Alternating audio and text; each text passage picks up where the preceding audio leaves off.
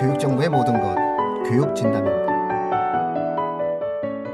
안녕하세요. 교육진담 입시 무엇이든 물어보세요 시간입니다. 오늘은 드디어 저희가 원했던 그 청취자분들의 질문이 마구마구 들어왔습니다. 갑자기 또 이렇게 들어오셔가지고 원래 먼저 질문해 주셨던 거는 국제고에 관련된 거였잖아요. 예, 그렇죠. 근데 이제 그 국제고 학생들을 이제 저희가 스튜디오에 불러서 네. 이런저런 얘기를 하려고 하면은 좀 시간이 좀 필요합니다. 그래서 그 학생들이랑 스케줄 조정을 좀 하고 있고요. 예, 섭외 중이죠. 예. 지금 앞에 계신 그 교육 컨설턴트 더 완의 수석 컨설턴트 완쌤께서 본인이 지도하셨던 학생 중에서 지금 다니고 있는 애들 중에서 주로 말을 좀 할 줄 아는 학생들로 골라서 섭외해서 국제고 학생들, 그러니까 비슷하잖아요. 국제고가 커리큘럼이. 그렇죠. 그렇죠. 그러니까는 이제 대충 이제 어느 학교 하나 정도 이렇게 이야기하면 외고와 좀 비교되어지는 그들만의 프로그램을 이해할 수 있을 것 같아서요. 그거는 이제 다음 주 정도의 방송이 가능할 수 있도록 최대한 노력을 해보겠습니다. 그리고 오늘은 그러면은 이제 두 번째 질문을 보내주셨던 분이죠. 의대를 지망을 하게 되는데, 아이가 책을 굉장히 좋아해서 많이 읽는데, 주변에서는 그렇게 많이 읽다가 면접 때 그거 물어보면 어떡하려고. 응? 그러니까는 필요한 책만 조금씩 골라서 읽어야 돼. 독서는 전공과 관련된 독서를 해야 돼. 아마 이런 어떠한 이야기들을 좀 들으셨던 것 같아요. 그래서 그런 내용들을 통해서 전공에 관련된 독서, 즉 진로에 관련된 독서라는 것은 어떤 의미가 있는 것인지, 그리고 바람직한 독서는 어떻게 우리가 해야 하는 것이 좀 맞는 것인지, 그리고 면접 때 실제로 독서에 관련된 질문이 들어오면 어떻게 대응을 해야 되는지, 뭐 이런 주제들로 말씀을 드리면 일반적으로 청취자분들께서 독서에 대한 어려움과 고민들을 해결하지 않을까 싶습니다. 자, 그래서 오늘은 제 앞에는 항상 입시 무엇이든 물어보세요를 함께 해주시는 교육 컨설턴트 더 완의 수석 컨설턴트인 완쌤이 나와주셨어요. 안녕하세요. 예, 안녕하세요. 제 왼쪽에는 늘 자기 자리라고 이제 그 자리에서 앉아 계신 분이 있습니다. 독서는 세훈쌤입니다. 이세훈쌤 나오셨어요. 안녕하세요. 네, 안녕하세요. 녹음할 때 요렇게 앉아서. 항상 이렇게 우리 항상 이렇게 앉아요. 다정하시군요. 옆에 앉아가지고. 굉장히 다정해 보이는데. 그래서 그 부분들에 대해서 한번 이야기를 나눴어요. 진로에 관련된 독서에서 일단 원초적으로 이제 저는 간단한 답변을 드리긴 했어요. 간단한 답변을 드리긴 했는데 두 분의 생각도 좀 한번 그 질문해 주신 청취자분들에 대한 두 분의 생각을 좀 이렇게 이야기해 주시는 게 좀 좋지 않을까 싶어 가지고요. 먼저 세훈쌤 한번 말씀 나눠 주시죠. 뭐 중1 학생인데 저 의대를 지망한다고. 그래서 아마 자사고를 지망할 것 같아요. 그렇죠? 네. 자사고나 영재고를 좀 지망할 것 같은데 영재고는 의대가 아니니까 일단 자사고를 자사고라고 한정시켜야 상위 되겠죠. 자사고 입시 이렇게 말씀하셨던 것 같아요. 그래서 의대를 지망하기 위한 자사고를 가는데 자사고 면접에서 이제 독서를 막 물어보면 어떡하냐. 책을 이렇게 많이 읽었는데 다 기억나는 것도 아니고 그러니까 필요한 몇 가지만 읽는 게 더 낫다. 뭐 이런 주변에서 얘기를 또 하니까 열심히 또 책을 읽는 애가 좀 이렇게 좀 쭈뼛쭈뼛대는 그런 내용들이 있는 것 같아요. 근데 저 이거 보면서 되게 놀랐는데 네. 중1 남학생이래요. 그러니까요. 중1 학생인데 의사 될 것 같다니까. 그래서 정의란 제가 무엇인가 화폐전쟁도 되게 두꺼운 책인데 그런 책들을 아빠 때문에 본 거예요. 쉽게 그냥 저 되게 아주 즐기면서 읽는다고 하는 걸 보니까 어쨌든 재미를 느낄 정도면 얘가 생각보다 수준이 꽤 높은 모양이에요. 그렇죠. 책 읽는 수준이. 화폐 전쟁 같은 경우에는 이제 어떤 환율과 이런 조건을 알아야 되거든요. 그러니까 그거를 경제적인 안다는 상황도 좀 거니까. 알고 있어야 되는 거고 세계사적인 것도 좀 있어야 되는 건데 이런 걸 즐기면서 읽는 정도면 걱정을 안 하셔도 되는 거 아니에요? 그래서 제가 저희가 잘하는 아이를 왜 자꾸 주변에서 길을 꺾나 이런 생각이 좀 들어서. 뭐 걱정되는 부분이 있으니까 충분히 또 거기 한번 먼저 말씀해 주시면. 그러니까 이제 정의란 무엇인가나 뭐 화폐전쟁이나 이런 책들을 읽는다고 하면 아마도 우리가 베스트셀러라고 부르는 인문서적들은 꽤 많이 섭렵을 했을 것 같다는 느낌은 있어요. 근데 그걸 섭렵했다는 것과 이제 아이가 면접에서 얘기를 하는 것과는 조금 차이가 있거든요. 우리가 어른들이 생각하기에 애가 뭐 정의란 무엇인가 화폐전쟁 이 정도의 책을 읽었으면 이 정도의 용어를 사용하면서 얘기를 할 거다라는 기대치가 있는데 그런 용어가 얼마만큼 자기한테 익숙하게 배어 있는가가 되게 중요할 것 같아요. 그러니까 이건 무슨 얘기냐면 이 책들을 읽고 대화할 사람이 필요하다는 거죠. 그냥 이 책들을 자기 혼자서 읽었을 때는 이게 자기 것으로 용어가 체화가 안 되는 상황에서 면접에 들어갔을 때는 이 책을 그만큼 읽었던 아이들은 그만큼 수준 높은 용어를 구사를 해야 되는데 그 기회를 주지 않을 경우에 그걸 사용을 못 하는 거죠. 우리가 언어 사용이라는 건 어쨌든 여러 번 사용을 해야 그게 자기게 되는 거니까. 그런 걱정은 좀 있어요. 그렇죠. 화폐전쟁 같은 경우는 그럴 수 있겠죠. 예. 중1이 뭐 화폐전쟁 놓고 친구랑 얘기하기는 곤란하니까. 그렇죠. 예. 예. 아빠랑 얘기해야죠. 뭐. 부모님들이 좀 바빠지시는 거죠. 예. 이제 학생이 애가 똑똑하면 어쩔 수 없는 거예요. 예, 재환쌤은. 야, 이게 뭐 말씀하신 거 이제 좀 이해가 되는 게 학생이 재밌다고 생각해서 읽은 이제 수준이랑 실제로 이해한 바가 어느 정도 수준인가는 좀 차이가 있을 수는 사실은 있죠. 재미는 있게 했는데 막상 이제 면접이나 대화 같은 걸 했을 때는 사실 그게 상응하는 어떤 이제 얘기를 못할 가능성은 사실 있을 수는 있어요. 이제 그 점에서 걱정되는 건 얘기하셨을 수 있는데 그 진학 지도 저희 이제 그런 거 지도 관점에서 얘기를 해주면 좀 이렇게 만들어가는 학생들 있죠. 저희가 인위적으로 조금 손대는 학생들 같은 경우에는 이 질문하신 대로 고려를 해요. 책 권수라든가 수준 같은 거를 좀 참작을 해요. 왜냐하면 어쨌든 이제 면접에서 얘기를 해야 되기 때문에 학생이 좀 너무 어렵게 하거나 이런 걸 이제 왜냐면 이제 사실 학생이 안 읽으려고 하는 책을 저희가 읽히는 경우가 많으니까 만약에 그런 경우면은 아 얘가 좀 소화하지 못할 것 같다, 좀 어려울 것 같다 그러면은 좀 이제 조정을 해서 빼요 그런 거를. 근데 만약에 이런 학생 같은 경우면 자기 지적 호기심이 있는 경우면 아까 같은 문제점을 제외하고서는 그 지적 호기심을 너무 이제 제한하지 마시고 자유롭게 읽히시게 하는 게 좋은 방법인 것 같아요. 그러니까 인위적으로 만드는 학생은 제대로 못 읽은 책인데 읽은 척을 해야 되기 때문에 사실 그걸 수습하는 게 힘들 수가 있는데 실제로 정말 이렇게 호기심이 있거나 재미가 있어서 읽은 학생 같은 경우는 굉장히 자연스럽게 그걸 맥락을 만들 수가 있거든요. 왜 저희가 농담으로 성형 같은 경우도 이제 티 안 나게 하는 게 제일 최고봉이잖아요. 아니 왜 이랬어요? 네? 아니 그러니까 이제 그래서 저희가 사실 큰일 나요 요즘. 죄송합니다. 제가 이게 굉장히 이제 그 남자 얘기한 거죠? 아니, 네, 남자 아니, 상황. 제가 실수를 많이 해요. 저희가 이제 학생 같은 경우도 이제 조금 이제 목록을 저희가 주는 경우에도 학생이 좀 지적 호기심을 갖고 읽은 것처럼 환경을 만들어줄 수 있는 게 가장 사실은 제일 어렵고 사실은 그게 제일 중요해요. 근데 이 학생 같은 경우는 본인이 이제 그 재미를 가지고 읽기 때문에 그런 부분들이 굉장히 자연스럽게 좀 만들어질 가능성이 있어요. 그렇기 때문에 너무 이제 그 부분에 대해서 주변에서 얘기하는 거는 사실은 이제 좀 이제 다른 입시 지도적인 측면에서 말씀을 하는 거니까 너무 신경 쓰지 않으시고 좀 뭐 읽히시는 것도 저는 괜찮다고 봅니다. 저는 이제 주변에서 그런 얘기를 하는 분들이 전 이렇게 생각을 해요. 왜 우리가 그 약은 약사에게 진료는 의사에게 이런 말 있잖아요. 예, 이제 근데 이제 교육 분야라든가 어떤 모든 분야도 마찬가지예요. 그러니까 자신의 경험과 자신의 생각을 일반화시켜서 사람들에게 전파를 하는 사람들이 있거든요. 굉장히 안타까운 게 뭐냐면요. 이 방송을 통해서 청취자분들께 말씀드릴 수 있는 것은 무조건 책은 많이 읽는 게 좋아요. 아니, 진로에 관련된 책을 읽는 게 좋으냐? 다독이 좋으냐?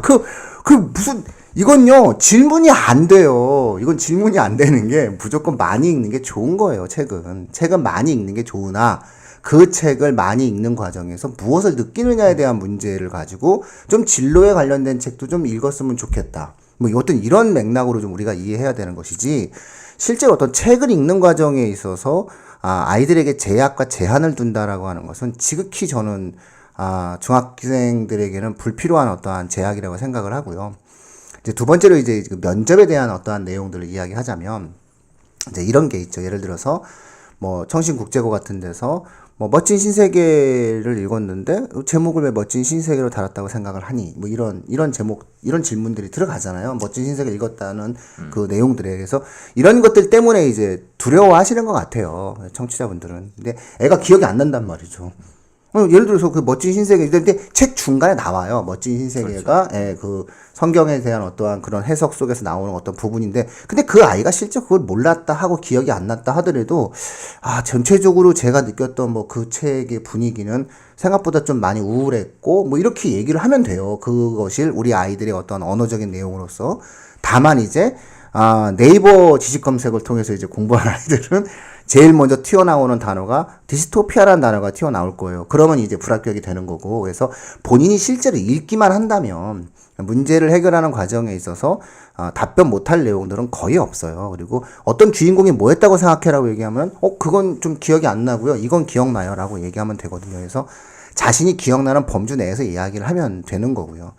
저는 이제 다만 이제 제가 조금 세훈쌤의 견해에 좀 동의하는 것은 이게 말로 안 나온다는 거죠, 애들이. 요게 가장 크게 문제가 돼요. 그러니까 책을 읽으면 가장 중요한 것은 공유의 과정이 좀 있어야 되고, 그걸 갖고 상상하고 다시 한번 자기가 되새김질을 하는 그런 시간이 있어야 되는데, 쉽게 얘기하면 우리가 영화 보고 난 다음에 이제 영화 얘기하면 영화가 오래 기억되잖아요.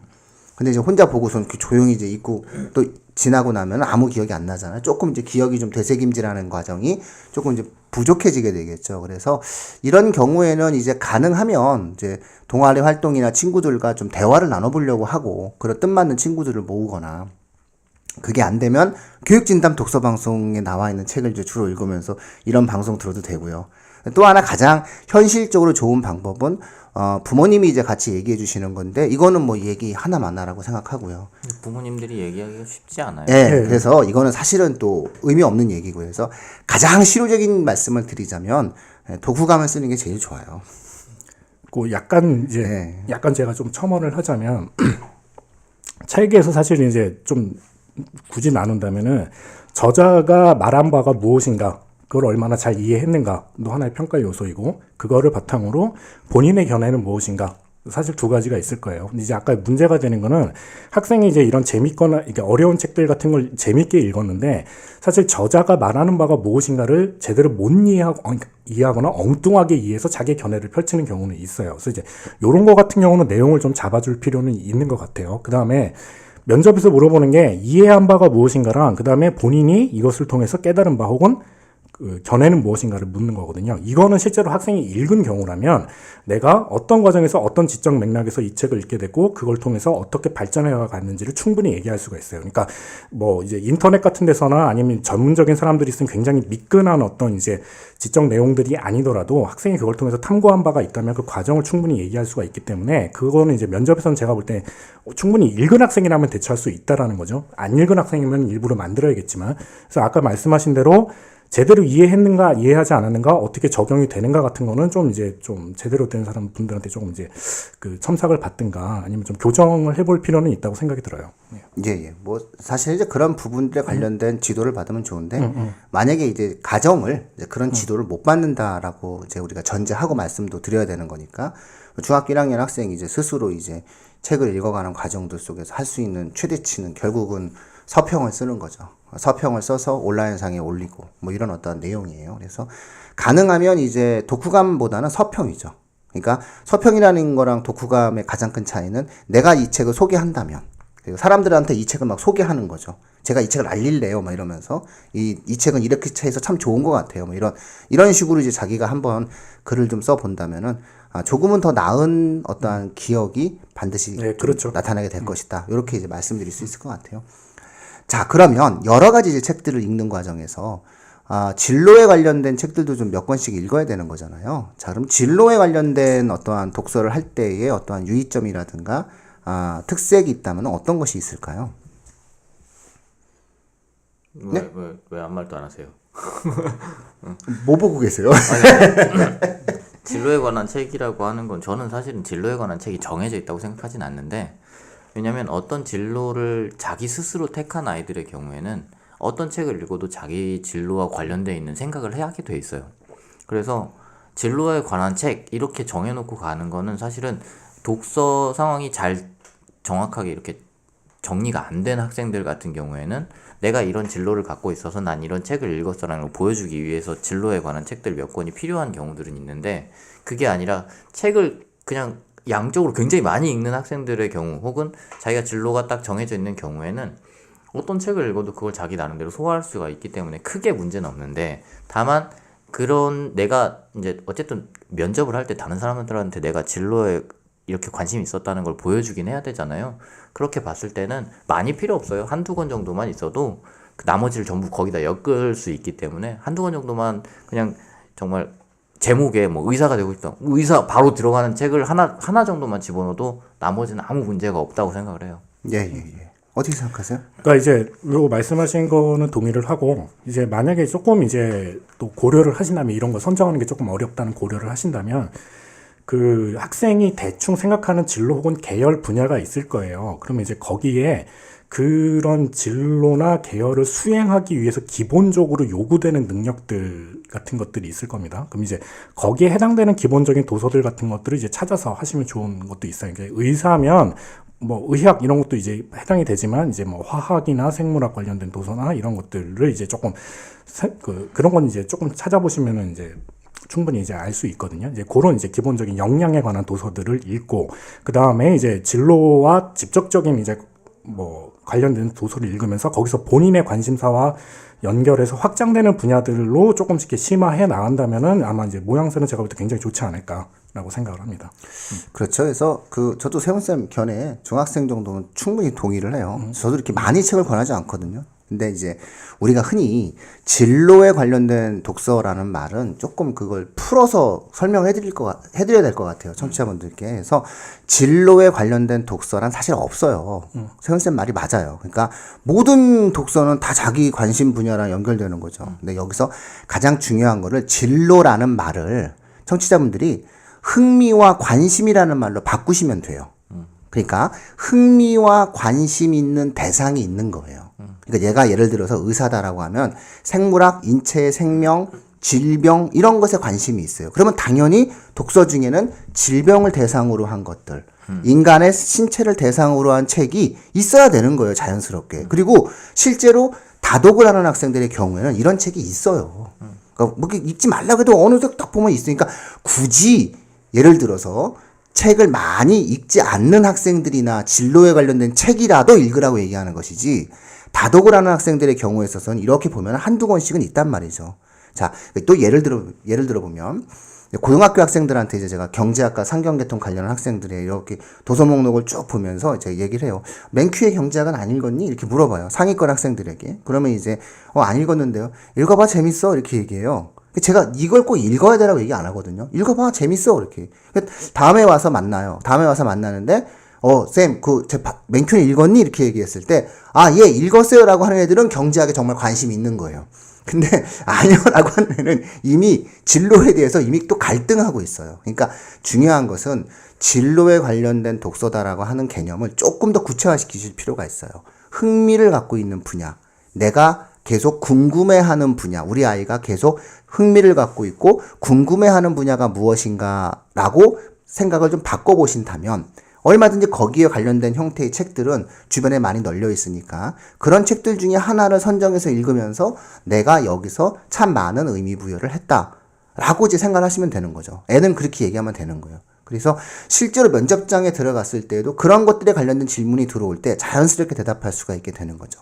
예를 들어 건축에 대해서 뭐 관심이 있다라고 하면 건축이라고 하는 것에 흥미가 있는 거잖아요. 그럼 이 아이가 건축에 대해서 흥미를 가질 때는 미학에 대해서 관심이 있어갖고 그쪽으로 가가지고 아름다움에 대한 책을 읽을 수도 있는 거고 아니면 공학 쪽에 관련된 관심을 가져서 물리에 관련된 책을 읽을 수도 있는 거고 아니면 한국의 전통 미학에 대한 것들 때문에 궁궐에 관련된 책을 읽을 수도 있는 거거든요. 이거는 이 아이가 뭘 읽었냐에 따라서 이 아이가 펼쳐갈 수 있는 표현이 각각 달라질 수가 있어요. 그래서 그런 것들을 이제 꼭 그런 것들만 본다라고 하면 되게 자기적일 수 있다는 거죠. 다만 그게 너무 없으면 안 되니까. 진로에 관련된 책이 전혀 없으면 그건 정말 문제가 되는 거죠. 왜냐면은 얘는 거기에 흥미가 있다고 얘기해놓고 그 대상에 관련된 책을 하나도 안 읽었다라고 하는 것은 사실상 그 대상에 대한 흥미를 갖고 있지 않다는 거거든요. 알고 싶은 게 없는 거예요. 역사가 관심 대상이고 역사학자가 꿈인데 역사 관련 책이 하나도 없으면은 이 아이는 역사에 대해서 궁금해하거나 흥미 있는 게 없는 거니까요. 그래서 진로에 관련된 책이다라고 하는 것은 흥미라는 단어, 관심이라는 단어와 더불어서 궁금함이라는 단어로 연결되어져서 이해하면 되실 것 같아요. 그래서 내 아이가 진로에 관련됐다라고 한다면 그 분야에 흥미를 가지고 관심을 가지고 궁금해하는 것을 읽기 위한 독서다. 이렇게 좀 이해를 하시면 그렇게 많은 책들을 집중적으로 보지 않아도 한두 권 혹은 서너 권 정도만으로도 충분히 효율적인 진로에 관련된 독서를 할 수 있다. 이렇게 좀 이해할 수 있을 것 같아요. 자, 그럼 이제 마지막으로 일반론적으로 이제 학생들이 이제 도서 목록을 기재하는 과정에서 최근에 가장 크게 달라진 거는 이제 독서에 관련돼서 코멘트가 없잖아요, 그렇죠? 그래서 무조건 이제 아마 출판사 명이랑 아마 저자만 들어가게 돼 있죠, 책 제목이랑. 자, 요렇게 이제 학생부 기재 방식이 바뀌었는데, 요 기재 방식이 바뀐 것에 대한 일반론적인 어떠한 독서의 올바른 방향, 대응 방법 뭐 이런 부분들에 대해서도 말씀을 좀 부탁을 드릴게요. 저는 그러니까 이 독서 방식이 이렇게 바뀌게 된 이후부터는, 그러니까 그전에는 그냥 독서에다 다 집어넣어서 쓰면 돼요. 자기 뭐 꿈도 거기다 집어넣어서 쓰고 막 이러면 되는데, 이제 그게 안 되기 때문에 그거를 하나의 뼈대라고 보시면 될 것 같아요. 그러니까 자기소개서를 쓸 때 혹은 면접을 할 때 그 독서가 얘의 모습을 어떻게 상상하게 만들 거냐라는 거를 머릿속으로 한번 그려보셔야 될 것 같아요. 얘가 만약에 어떤 진로를 택했는데 혹은 어떤 식의 흥미를 갖고 있는데, 그 흥미를 과연 어떤 책들을 따라가는 게 좋아 보일까? 아니 뭐 일단 책을 만들어 간다면, 그러니까 그렇게 봤을 때 머릿속에 상상을 하고 어떻게 성장해 나가는지를 이렇게 그려봐야, 그리고 자기소개서에다가 나의 흥미를 쓸 때 그 독서가 어느 부분에서 힌트를 줄 수 있는가라는 걸 보고 그걸 고려하면서 이 독서를 꾸려가야 되는 거지, 뭐 독서를 가지고 한 권수가 되게 많다, 아니 이거는 큰 의미가 없다고 봐요. 그러니까 그런 것들을 잘 이렇게 상상을 하다 보면, 아 이런 모습으로 애가 커가겠구나 라는 식으로 생각을 하면 그게 독서 목록을 꾸리는데 좀 도움이 될 거라고 생각해요. 네. 그 답변의 측면에서 좀 몇 가지를 얘기해 볼게요. 그 대부분 이제 아시겠지만 내용의 기재가 안 됨으로 인해서 사실 지문의 폭이 굉장히 넓어지는 문제가 생겼어요. 그전에는 이제 내용을 주게 되면은 사실 읽는 사람이 아 얘가 여기에 포인트를 넣어서 읽구나라는 걸 사실 저희가 암시를 해줄 수 있었기 때문에 지문이 이제 그 내용으로 좀 좁아지는 효과를 결국 가져왔거든요. 근데 이제 그게 없어지면은 안에서 뭐가 나올지 사실 모르는 상황이 되는 거예요. 그러다 보니까 독서를 막 넣기가 좀 힘들어진 부분이 오히려 있어요. 그러니까 안에 그 요약을 안 쓰기 때문에 내는 게 더 쉽지 않을까 생각하겠지만, 그냥 덮어놓고 막 넣다 보면은 면접 때 이걸 물어볼 수도 있는데 여기서 어느 부분이 어떻게 나올지 모르니까 나중에 고3 가면 그걸 수습하기 위해서 굉장히 힘들어지는 경우도 있어요. 이거는 실제로 잘 안 읽는 학생들은 이렇게 되는 거예요. 이렇게 넣는 경우. 근데 이제 여기 질문하신 분도 내용을 그럼 200% 알아야지 되는 책만 넣어야 되냐, 약간 이런 식의 두려움들 사실 생길 수가 있어요. 근데 여기에 대해서는 아까 비슷한 맥락인데, 책을 실제로 재밌게 읽고 잘 읽은 사람이라 그래도 그 내용을 다 얘기해봐라 그러면 잘 못하는 경우도 많아요, 사실은. 그러니까 정말 내용을 안에를 완벽하게 소화해야지 늘 수 있느냐, 그렇지는 않아요. 근데 다만 이 책이 내 지적 성장에서 어느 지점에 어느 맥락이 위치했는지는 알고 가시면 문제가 없다라는 거예요. 그러니까 이 책을 왜 읽었나, 뭐가 궁금해서 어떻게 읽었는데, 내용은 무엇이었는데 이게 발판이 돼서 다음에 어떤 걸로 확장해 나갔다, 이런 식의 얘기를 할 수 있으면 사실은 안의 내용이 정확하게 기억이 안 나더라도 충분히 굉장히 훌륭하고 충분한 답변을 할 수가 있거든요. 그리고 이제 고입이나 대입이 이제 좀 상황이 다를 수는 있지만, 실제로 요 분은 이제 조금 이제 고입 얘기를 하셨으니까, 실제로 고입에서 그 책에 대한 질문이 직접적으로 나왔는데 그 책 내용을 이제 학생이 기억을 못하는 거예요. 근데 이제 교육에 대해서 내가 다른 책을 어떻게 엮어서 그냥 얘기를 해서 사실 붙은 학생들도 있거든요. 그 학생 불러올 거예요? 국제고 얘기할 때. 그렇죠. 가능하면 그 친구가 오는 게 맞아요. 예, 사실 이제 그 학생이 이제 말을 굉장히 잘하는 거죠. 근데 이제 저희가 이렇게 얘기해놓고 부르면 좀 이제 저 그 책 별로 느낀 게 없다고. 다른 책에서 느낀 게 많다고. 예, 근데 사실은 그러니까 이렇게도 답변할 수도 있는 거예요, 사실은. 그렇기 때문에 그런 지점을 생각하고 넣으신다면은 조금 이제 어떻게 놔야 되는지, 혹은 이제 좀 부담감을 가지신다면 그 부분을 어떻게 해결할 수 있는지 조금 어느 정도 답이 될 거라고 생각을 합니다. 사실 뭐 독서를 면접까지 연결해가지고 하는 고민은 대입에서는 의미가 없고요. 대입에서는 실질적으로 직접적으로 그런 것들에 관련된 형태의 어떤 면접 때문에 고민하는 학생들은 없을 거예요. 있다면은 아마 고입일 거예요. 책을 넣는데 그 면접장에 가서 뭔가 질문이 들어왔을 때 답변을 못하면 어떻게 하나라고 하는 그런 것들에 대한 어떤 고민들이 좀 있으실 것 같은데. 서울대는 있죠. 네, 서울대는 세 권을 안에 넣으니까. 네, 그건 서울대는 여기서 논의가 되는 게 뭐냐면, 이미 애초에 서울대는 세 권을 써라, 네 인생에 세 권을 써라라고 얘기했는데 그걸 안 읽고 쓰거나 의미 없이 있어요. 근데 붙은 학생도 있죠. 그러니까 그건 이제 우리가 그건 이제 가끔씩 그에 다른 책을 많이 봤잖아요. 네, 그렇죠. 그런 거지 뭐 그걸 우리가 그 서울대가 알면 큰일 나요. 항상 이제 우리는 서울대에 대한 환상과 그런 어떤 완벽성을 방송에서 항상 이야기를 해야 돼요. 그들은 틈이 없다. 그래서 자꾸 그 서울대가 자기 최면에 걸려서 자신을 돌아보지 않게 해야 돼요. 왜냐하면 다른 학교들은 솔직히 말을 하면은 이렇게 다 이렇게 틈을 이렇게 보고 우리가 뭘 할 수 있는데 서울대는 생각보다 철벽방어를 해가지고 정말로 우수한 아이들이 아니면 못 들어가니까 서울대가 자꾸 자만할 수 있도록 서울대는 완전 무결해라고 항상 얘기를 해줘야 돼요. 자, 죄송합니다. 여담이고요. 어쨌든 그런 어떠한 내용들을 가지고 이제 우리가 이제 독서를 갖다가 이제 이야기를 하시는 그런 고민들을 하시는데 그 독서 목록이 기재가 안 되는, 예를 들어서 코멘트가 기록이 안 된다, 그러니까 서평이 기록이 안 된다라고 하는 것이 주는 가장 큰 의미는 이 아이의 전체 학생부의 맥락 속에서 독서를 살펴야 된다는 거죠. 그걸 이제 세븐세븐 뼈대를 만든다라고 말씀을 하신 것 같아요. 근데 실질적으로 이 아이가 예를 들어서 창의적 체험 활동에서 어떤 활동을 했다.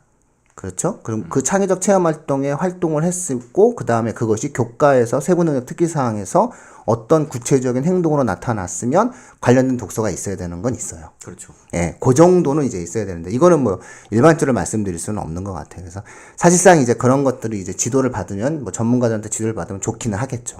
그래서 그건 솔직히 있어요. 그러니까 예를 들어서 네가 이 활동을 했고 세특에 얘기했으면 이 책 정도 읽어줘야 돼 라는 거 솔직히 있어요. 근데 일반론적으로 이제 그런 것이 없는 상황 속에서는 대략적으로 열심히 책을 읽기 시작하면은 맞춰갈 수 있는 흐름들은 있다는 거죠. 결국은 어떤 주제에 대해서 무언가에 대한 이야기를 하는 것들이 널려 있는 어떠한 상황에서는 결국 독서라고 하는 이 항목 자체는 세특과 그리고 창의적 체험 활동과 전체의 맥락이, 학생부 전체의 맥락이 연결되어지는 어떤 효과를 갖게 된다는 거죠. 그래서 약간의 어떠한 위상 변화가 생겼어요. 그래서 예전에는 무슨 책을 읽었다, 그 책을 통해서 네가 뭘 느꼈냐 정도의 의미밖에 없었다면은, 네가 이제 이런 활동을 했고 이런 고민을 했는데 이런 책을 읽었니? 혹은 왜 이 책을 읽지 않았니? 혹은 이 책을 통해서 이런 활동을 했다는데 무엇을 느꼈니 정도가 이제 질문이 들어올 수가 있게 된다는 거예요. 그래서 독서의 위상은 오히려 조금 더 높아졌다, 이렇게 이제 보시면 되는 거고요. 그러다 보니까 자연스럽게 다독의 습관을 갖고 있는 학생들은 이러한 형태의 변화된 교육제도 속에서 당연히 유리한 거예요. 그러니까 이 질문해 주신 어머님은 행복한 그런 마음을 가지시고 따뜻하게 이제 책을 반드시 사주시고요. 빌려보지 말게 하고 가능한 한 사서 이렇게 책장에 꽂아두면은 나중에라도 군데군데 이렇게 한 번씩 훑어볼 수 있기 때문에 사실상 기억을 되새김질하는 데는 좋거든요. 그래서 그런 것들을 이렇게 뭐 만들어주시고 독서 목록을 만들고 그걸 서평을 쓰게 하고 뭐 이런 어떤 고민들을 하시면 될 것 같아요. 제가 그래서 여담인데, 이게 봉사를 할 때 책 서평 쓰는 봉사도 있는 거 아세요? 그런 게 있어요? 네. 그 서평 쓴 건 어디로 가요? 중앙도서관 이런 데로 가는 거예요. 그러니까 인천중앙도서관, 예를 들어서 인천중앙도서관에서 예를 들어서 우리가 서평을 쓰면은 이제 그 서평을 쓴 거를 이제 인천중앙도서관에 보내고 걔네가 이렇게 책을 해서 소개하는 방식. 네, 책을 소개하는 방식으로 해가지고 진행을 한대요. 네, 그래서 부럽죠. 별 봉사가 다 있어요. 별 봉사가 다 있는데 처음에는 이런 게 봉사가 될까 싶은데 또 생각해 보면 되겠다. 필요하죠. 네, 되겠다. 왜냐하면 서평을 써서 자꾸 이렇게 하면 되는 거니까 뭐 이런 생각이 있어가지고 조만간 아마 이런 부분들에 대해서 봉사를 할 수 있는 그런 능력을 저희 교육진담도 가졌으면 합니다. 저희 애들 시켜야겠네요. 그렇죠. 그래서 봉사에서 아마 들어갈 수 있게 될 것 같습니다. 자, 오늘 저희가 준비한 어떤 질문에 대한 답변은 뭐 요 정도로 마치면은 아마 청취자분들께서 충분히 이렇게 각 영역별로 이해할 수 있지 않을까 싶습니다. 이제 봄이 됐습니다. 학기도 시작돼가지고 아마 지금 다들 정신없이 막 바쁘게 지내고 있는 것 같아요. 이럴 때일수록 더 바쁘게 지내시면 좋아요. 그래서 더 바쁘게, 더 행복하게 이렇게 지내시면 됩니다. 그래서 새 학기가 시작이 됐는데 다들 힘들고 그럴 수 있을 것 같아요. 하지만 그럴 때일수록 한 번 더 이렇게 자녀들에게 웃어주는 그런 여유를 가지시는 게 좋을 것 같아요. 왜냐면은 학기에 아이들 적응하는 되게 힘들거든요. 아이들 나름대로 친구들 적응해야 되고 또 새롭게 이렇게 그 서열도 매겨야 되고 내부 기율도 만들어야 되고 이 여러 가지 사실은 그 보이지 않는 스트레스가 있을 거예요. 그리고 또 학업에 대한 부담도 있고 특히나 중학교 2학년 같은 경우 이제 막 또 중간고사 본다고 하는 그런 그 어떤 압박감도 있고 그래서 그럴 때일수록 이게 부모님께서 한 번 더 환하게 웃어주신다면 우리 아이들의 봄이 좀 더 화창하지 않을까 이런 생각이 듭니다. 자 오늘 세훈쌤 감사합니다. 네, 감사합니다. 네네네. 완쌤 고맙습니다. 아, 네. 네, 오늘 교육진단 이슈 무엇이든 물어보세요는 여기서 마치도록 하겠습니다. 고맙습니다. 고맙습니다.